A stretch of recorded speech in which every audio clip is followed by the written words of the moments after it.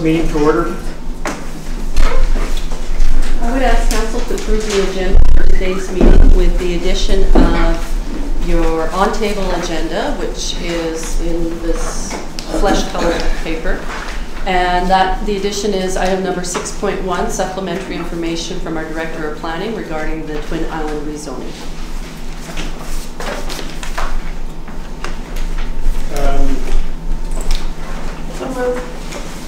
Who moved?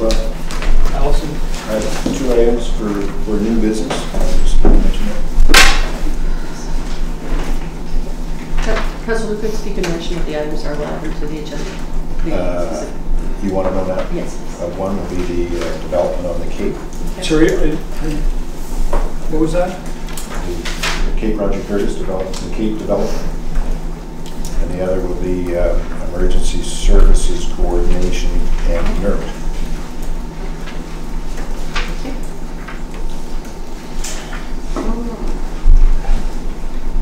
The second one was what? NERP, emergency services coordination.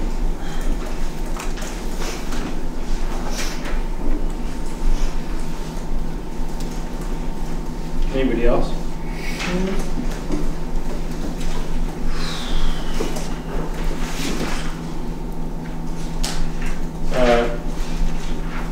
So is it okay for sorry? I'll move adoption of the agenda. Adoption of the amended. Second. All those in favor? Okay, our first item of business is the adoption of minutes. We have the minutes of the Town Hall meeting held January 14th, 2012. So moved.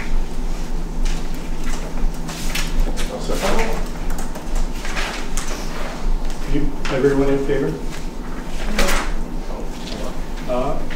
Just a minute, I'm trying to translate the page, which is kind of a problem.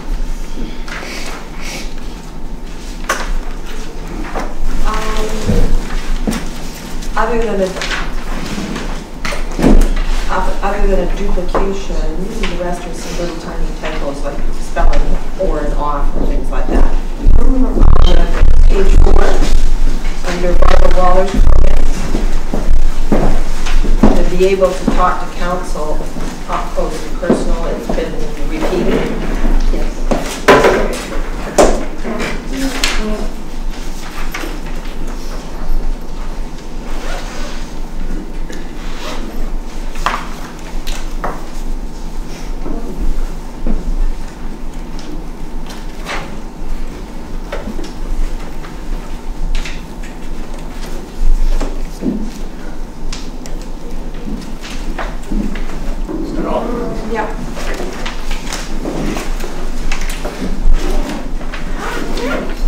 Council then to adopt the minutes as amended.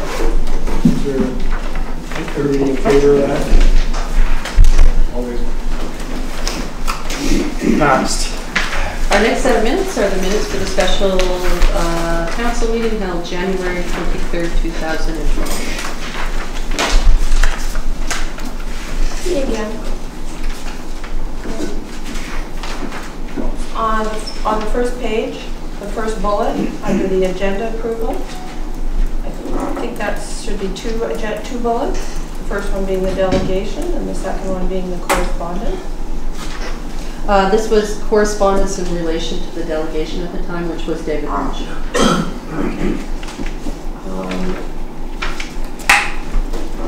And then going over to correspondence on page 5, we've said correspondence is nil.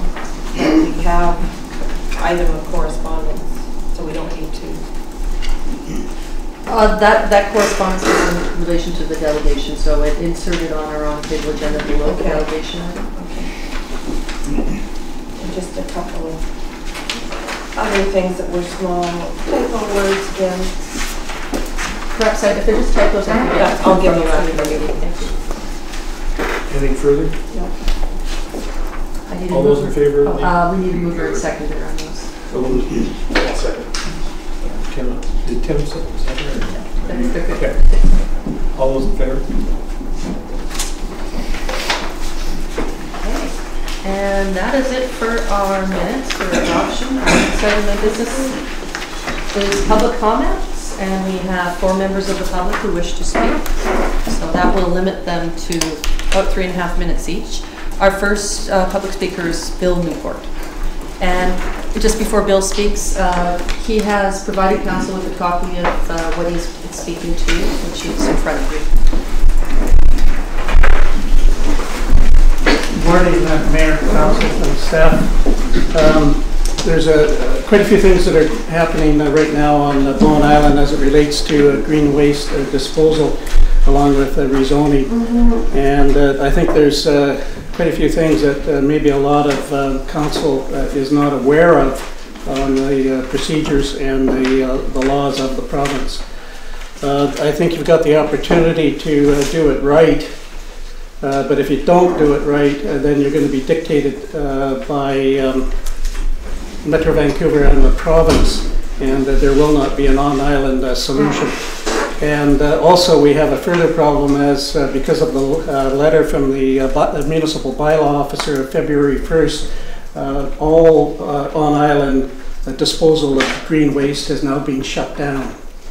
And you have letters associated with that, and I think you have to give it great thought. I do have some solutions that council could possibly take into consideration. On the handout on item number 1 is stockpiling and burning of tree debris, and I'll try to go through this quite fast.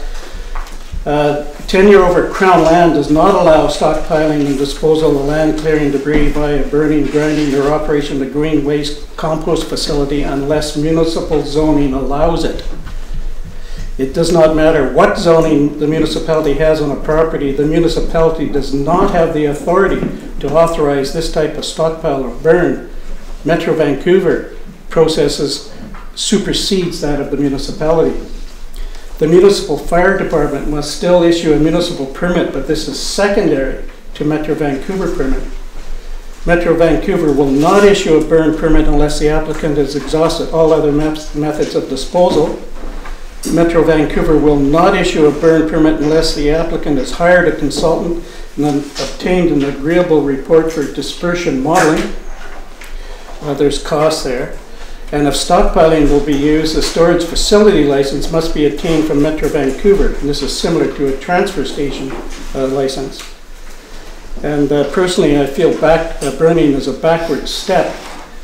Sea to Sky Corridor, Metro Vancouver, and the provincial government are all trying to decrease or eliminate land clearing debris, open air burning.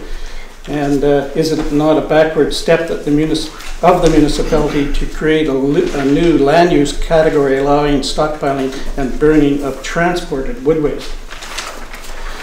And transported, as you may know, you're not allowed to take some green waste from Hood Point and bring it over to another spot on the island and burn it or do anything with it without a permit from Metro Vancouver. Composting, in order to have a legal commercial area for composting, you must have a special license from Metro Vancouver. And into my bullets, 2.1, it does not matter what zoning the municipality has on a property, the municipality does not have the authority to authorize a business to do commercial composting or wood chipping. In order to compost and or chip wood commercially, you must submit an application to the Greater Vancouver Sewage and Drainage District Brokering Facility and obtain a brokering license, as well as post a bond. And composting for Bowen Island, I refer to J&E here on a letter to the Director of Planning dated May 18th. It is also our intent to revise and enhance any and all of our disposal, composting, and our burning practices, etc., to comply with the official municipal green waste practices and policies when the municipality makes them known. Unfortunately, the municipality still does not have a policy regarding this subject. In composting on Bowen for going forward, I would like to suggest to Council that the municipality develop an island composting policy that would dictate a technology suitable for Bowen, and any wording of any commercial composting zoning refer to a municipal approved composting policy process. In other words, staff committee develops and revises and council approves the composting standards, and Bowen Industry must abide by them. You have 2 companies that are applying for a rezoning. Twin Island on their 20-acre Crown land lease, and J&E Baco on their 20-acre privately owned land. And both companies are in competition with each other, and that's all right. There's many procedures that you have to go through. J&E has already completed and been approved, or is in the final approval stages of all the appropriate Metro Vancouver permits, licenses, dispersion modeling, environmental reports, etc., that are required for burning and chipping.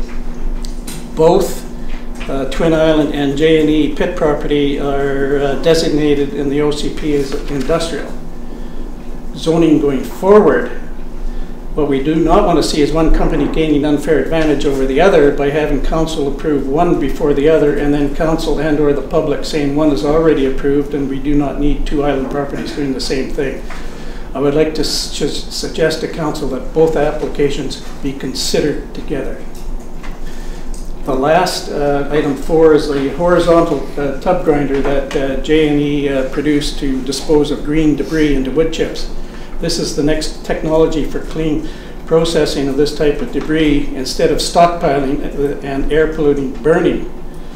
On item 4.1, on February 1st, the Municipal Bylaw officer sent a letter to J&E saying cease and desist, and until such a time as the property has been dealt with in, the rezoning has been dealt with in council.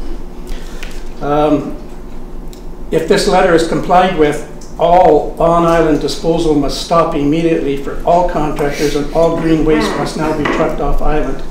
There is no property on the island that is zoned for green waste disposal. The municipality does not have the authority to issue fines under the land use bylaw, which was stated in the letter which you have a copy of in your mailbox or somewhere. The Municipal Director of Planning has stated that the J&E rezoning could take anywhere from 6 months to 2 years. The whole island is loaded with non-permitted uses for both business and residential properties, including municipal property, and this same letter will now apply to them.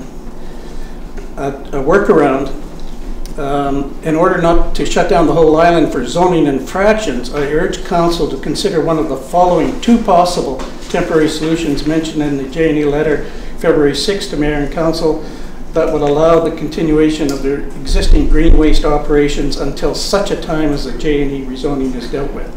The preferable, pass a resolution holding in abeyance enforcement of the land use bylaw until such a time as the J&E application is dealt with by Council, or issue a temporary land use permit that would enable the activities mentioned in the rezoning application until such a time as the application is dealt with by Council. Thank you, and if there is any questions, I'm sitting here, so thank you. Our next speaker is Anne Frank. Speaker is Will Husby. I am also going to speak to the WASP bylaw. I think the point I'm going to make is any bylaw can be flawed, and if the WASP bylaw is going to be rescinded, I expect Council will be very clear on the weaknesses of the existing bylaw and explain what they're going to do about it as a replacement. I urge them, instead of rescinding, I suggest have something better ready to replace it. Don't leave the slot empty. I'll point out too that the use of this kind of bylaw is not a Bowen Island thing. Municipalities all over Canada have such bylaws for the purpose of maintaining the sustainability of the community. I urge Council to keep that in mind when they're doing that. So if there's a flaw in the bylaw, I expect that Council will make that very clear what the flaws are and what you're going to do to fix that, and have the fix ready before leaving a blank slate. Thank you. And that is it for our public comment.